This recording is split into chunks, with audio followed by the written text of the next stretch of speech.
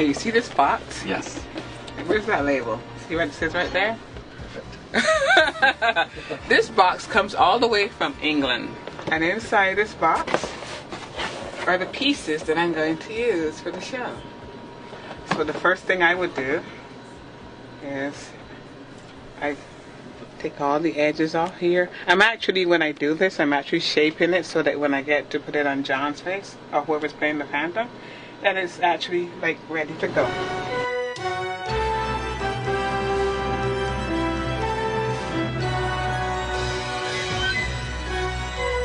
Part of the makeup actually sits on the side of the nose. It has to be exactly half a face good, half a face deformed.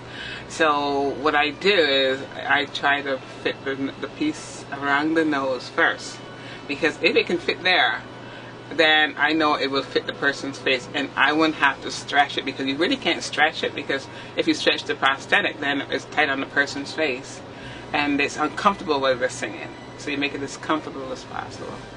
And then the little curved scissors, and I will trim off the pieces that I don't need, and I always undercut it this way. I make sure that when it lays it to his head, it lays very flat. I was working in the salon where a lot of celebrities came, and I was doing my apprenticeship there, and that was Rudell's. That's the salon for generations have gone by, but I started there. And then there was a guy called Stanley James, and he was working on a Raisin in the Sun. He said, come meet me at work, and I went to work with him that day.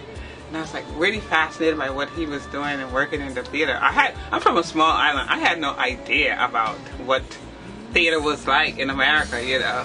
Where are you from? I'm from Barbados.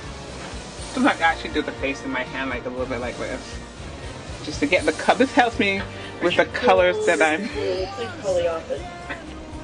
This helps me with the colors that I'm choosing, you know. I'm still excited about what I do, because I love what I do, and not many people get to really work in a field that they love to work in. I came here, I was going to be a singer and everything and work on Broadway, but then you have to face reality when you look at it. How many black people did, well, back then anyway, you see more now, but how many black people do you actually see on stage?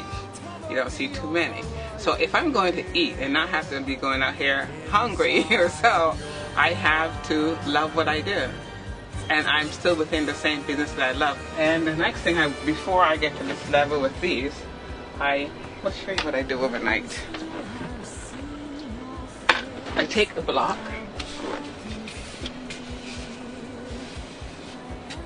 so when I take this off this block, I should be able to put it straight onto his head without having to worry about not fitting and not painting. When you sit out in the audience and you see the little, especially the little children, and they're so excited, like last night this little kid brought her doll to see the Phantom. I could not get over it. They said, I brought my doll to see the Phantom. So I came back here and got John to sign an photograph for her.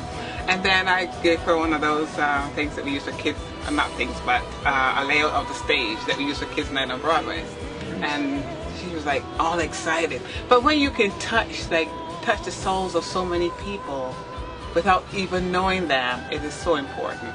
And I feel that every child that comes to the theater should have a good time and should be able to remember their first day at the theater. I tell you what happened one time. We didn't put the alopecia right on from the beginning, and Davis Gaines was playing the Phantom. He sat here in the chair intermission, where he got up for the masquerade, and then he got back into the other wigs. And we're talking, and he picks up the wig, and he's helping me put it on, and comes to the end where he's supposed to get unmasked, and he had no hair. And he was like, oh, I can't go back up there like that. Put it back on, put it back on. And we did. Left it like that. But all the time we make sure that we're both concentrated, whoever's in here, yeah.